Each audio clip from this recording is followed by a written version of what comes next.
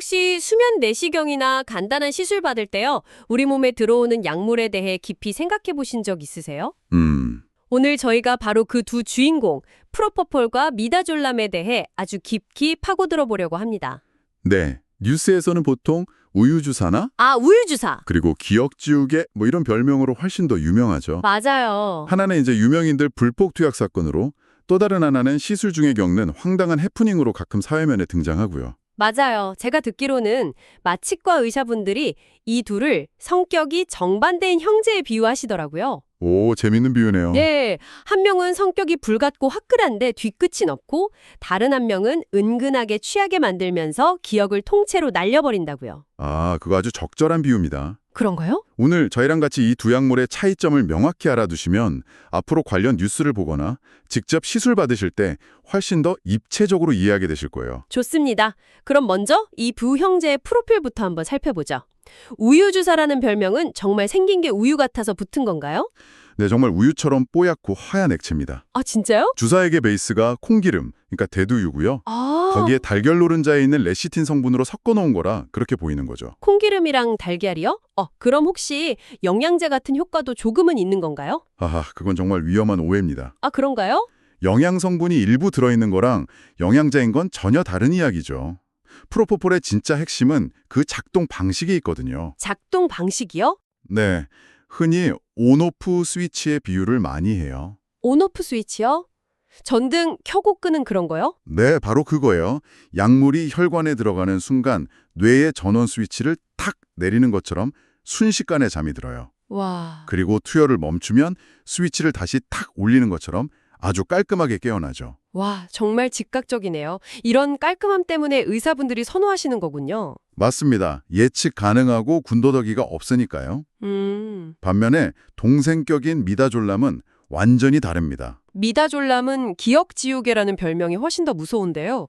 이 역도 색깔이 좀 특이한가요? 아니요, 미다졸람은 물처럼 완전히 투명합니다. 아, 투명해요. 네, 이 약은 벤조디아제핀 계열 약물인데 쉽게 말하자면 우리가 아는 신경 안정제의 효과를 극단적으로 강화시킨 버전이라고 생각하시면 돼요. 강력한 신경 안정제라 그런 프로포폴처럼 뇌의 스위치를 아예 꺼버리는 건 아니겠네요? 정확합니다.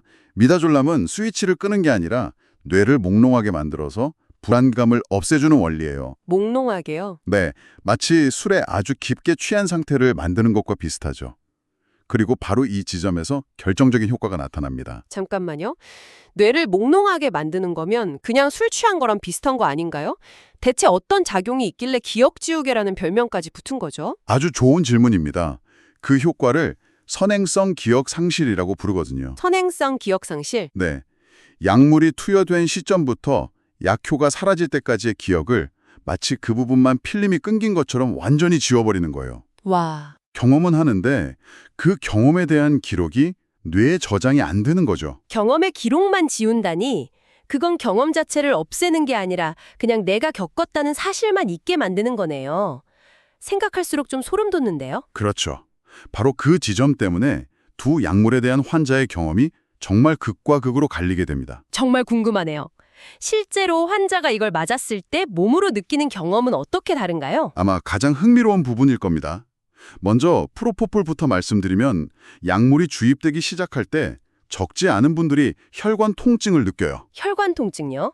저는 그냥 스르륵 잠드는 거라고만 생각했는데 아프기까지 한가요? 네, 팔이 타들어가는 것 같아요. 또는 뻐근해요 라고 표현하시는데 가장 드라마틱한 순간은 바로 다음입니다. 네. 환자분이 아파요 라고 말하는 그 순간 기억이 거기서 딱 끝나요. 아, 잠드는데 정말 1, 2분도 채 걸리지 않습니다. 아프다는 말을 하는 순간 잠든다니 정말 영화의 한 장면 같네요. 그럼 깨어갈 때는 어떤가요? 그 깔끔함이 정말 느껴지나요? 그렇습니다. 아주 깊고 편안한 낮잠을 자고 일어난 것처럼 개운하다는 느낌을 받습니다. 오, 그래서 대부분의 환자들이 깨어나서 가장 먼저 하는 말이 벌써 끝났어요. 예요. 그 개운함이라는 게 정말 매력적인데요. 근데 그게 정말 몸이 회복돼서 느끼는 개운함일까요? 아니면 뇌가 잠시 꺼졌다가 켜지면서 느끼는 일종의 착각은 아닐까요? 와, 굉장히 날카로운 지적이세요. 그런가요? 의학적으로는 유포리아, 즉 행복감이라고 부르는 이 감각이 바로 일부 사람들을 중독의 길로 빠지게 만드는 가장 큰 원인이 됩니다. 아, 실제 휴식과름, 다른 인위적인 상쾌함인 셈이죠. 그 상쾌함이 중독의 원인이 되는 거군요. 그럼 미다졸람을 맞았을 때의 경험은 완전히 딴판이겠네요? 완전히 다릅니다. 미다졸람 주사를 맞으면 마치 독한 술을 연고 후 여러 잔 마신 것처럼 몸이 나른해지고 혀가 꼬이는 느낌이 들어요. 취하는 느낌이군요. 네, 잠이 든다기보다는 취하는 것에 가깝죠. 그럼 시술 받는 동안에는 어떻게 되는 건가요? 의식이 아예 없나요? 그게 아닙니다. 겉으로 보기에는 깨어 있어요. 깨어 있다고요? 의사가 입 벌리세요 하면 입을 벌리고 옆으로 돌아 누우세요 하면 몸을 움직입니다. 시술에 필요한 협조가 충분히 가능하죠. 그런데 기억은 전혀 못하는 거고요. 맞습니다. 시술이 끝나고 아까 의사 선생님이 뭐라고 하셨어요? 라고 물어보면 단 하나도 기억을 못합니다. 와, 진짜 문제는 깨어날 때부터 시작돼요. 프로포폴처럼 개운하게 깨는 게 아니라 술이 덜 깬 것처럼 한동안 어지럽고 비틀거립니다. 흔히 말하는 숙취 같은 거군요. 네, 그 숙취가 꽤 오래 지속됩니다. 바로 이 회복 시간의 차이, 그리고 깔끔하게 깨느냐, 숙취를 겪느냐 하는 이 특성이 네. 의사들이 어떤 상황에서 어떤 약을 선택할지 결정하는 가장 중요한 기준 중 하나가 되는 거죠. 그러니까 환자가 겪는 그 경험의 차이가 곧 의사의 선택 기준으로 이어지는 거군요. 그럼 프로포폴은 주로 어떨 때 사용하나요? 외래 진료실에서 하는 간단한 시술처럼 환자를 빨리 재우고 또 빨리 깨워서 바로 귀가시켜야 할 때 주로 사용합니다. 회복실에 오래 누워있을 필요가 없으니까요. 아하, 하지만 프로포폴에는 정말 치명적인 단점이 하나 있습니다. 치명적인 단점이요. 그렇게 깔끔한 약인데도요?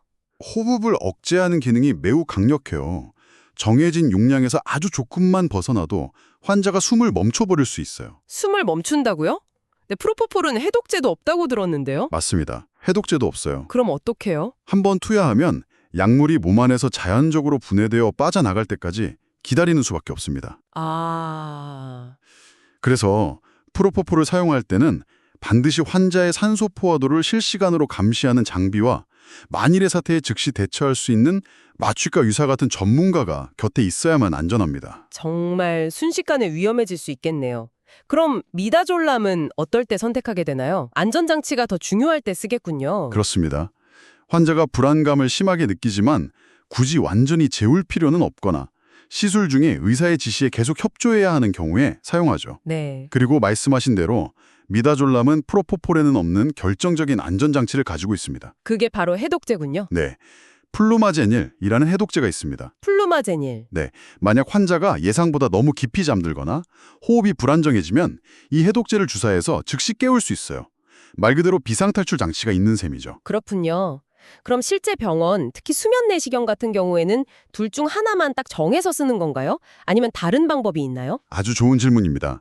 실제 임상 현장에서는 두 약물의 장점만 쏙쏙 골라 쓰는 하이브리드 전략을 많이 사용합니다. 하이브리드 전략이요? 네, 이른바 칵테일 요법이죠. 칵테일 요법이요? 어떻게 섞는 거죠? 먼저 미다졸람을 소량 투여해서 환자의 불안감을 없애고 기억을 지울 준비를 합니다.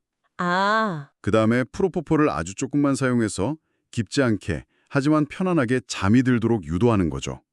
장점만 쏙쏙 빼오는 거네요. 맞습니다. 미다졸람의 기억상실 효과와 안전성, 그리고 프로포폴의 빠른 작용과 개운한 회복이라는 장점만 딱 취하는 겁니다. 정말 스마트한 방법이네요. 그런데 이렇게 잘만 쓰면 축복 같은 약물들이 왜 뉴스 사회면에선 항상 그렇게 무서운 얼굴로 등장하는 걸까요? 그 이면을 들여다보는 것이 중요합니다. 먼저 프로포폴 관련 사고는 거의 대부분이 중독 문제예요. 중독? 네, 앞서 말한 그 인위적인 개운함에 빠져서 불법적으로 투약을 시작했다가 몸에 내성이 생기면서 점점 더 많은 양을 요구하게 되는 거죠. 그러다 보면 결국 위험한 수준까지 투여량을 늘리게 되겠군요. 그렇습니다. 결국에는 호흡이 멈추는 용량에 이르게 됩니다. 병원에서는 옆에 의료진이 즉시 기도를 확보하고 응급조치를 하지만 불법 투약 현장에는 그런 전문가가 없죠. 결국 호흡 정지로 사망에 이르게 되는 겁니다. 팝의 황제 마이클 잭슨의 직접적인 사연이 바로 이것이었습니다. 정말 안타깝네요. 그럼 미다졸람도 위험한 사고로 이어질 수 있나요?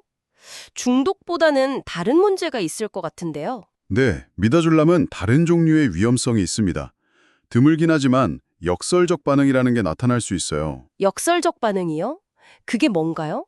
진정하라고 줬더니 오히려 난동을 부리기라도 하는 건가요? 정확합니다. 보통은 약을 맞으면 차분해지는데 어떤 사람들은 마치 술버릇이 고약한 사람처럼 오히려 더 흥분하고 공격적으로 변하는 경우가 있어요. 와, 이건 개인의 특이 체질이라 사전에 예측하기가 거의 불가능합니다. 수면 내시경 받다가 소리 지르고 난동을 부렸다는 이야기가 바로 이런 경우죠. 세상에 예측도 안 된다니 정말 당황스럽겠네요. 또 다른 위험도 있나요? 낙상 사고입니다. 낙상이요? 미다졸람은 약효가 오래 지속되면서 비틀거리게 만든다고 했잖아요. 그래서 시술이 끝난 후에 침대에서 내려오거나 화장실에 가다가 넘어지는 사고 위험이 프로포폴보다 훨씬 큽니다. 자, 그럼 오늘 나눈 이야기 한번 정리해 볼까요? 정말 성격도 역할도 위험도 전혀 다른 두 형제 같네요. 네, 프로포폴은 껐다 켰다 하는 온오프 스위치 같죠. 우유 색깔을 띠고 깨어날 때 개운하지만 해독제 없이 호흡 정지의 위험이 도사리고 있는 약물입니다. 반면에 미다졸람은 기억 지우개 역할을 하는 투명한 약물이고요. 네, 해독제라는 안전장치는 있지만 숙취처럼 몽롱한 상태가 오래가고 예측 불가능한 반응이나 낙상의 위험이 따른다는 특징이 있죠. 핵심은 이것입니다. 두 약물 모두 전문가의 철저한 감시 아래 적절한 용량으로 사용하면 고통 없는 시술을 가능하게 해주는 현대의학의 축복과도 같습니다. 그렇죠. 하지만 감시가 없는 무분별한 투약은 그 순간 독약과 다를 바 없어지는 거죠. 오늘 이 이야기를 듣고 나니 다음에 혹시 수면 내시경을 받게 된다면 시술 동의서에 적힌 약물 이름을 한번 확인해 보고 싶다는 생각이 드네요. 좋은 생각입니다. 물론 의사에게 질문을 하고 그 대답을 듣는 순간 잠이 들어서 깨어났을 때 그 기억이 남아있을지는 장담할 수 없겠지만요. 하하, 그러네요. 생각해보면 우린 고통을 피하기 위해 기꺼이 우리 기억의 한 조각을 의학의 힘을 빌려 내어주고 있는 셈입니다. 과연 그 비어버린 공간은 우리에게 무엇으로 남게 될까요? 기억나지 않는 경험은 정말로 없었던 경험이라고 할 수 있을까요? 한 번쯤 깊이 생각해 볼 만한 질문인 것 같습니다.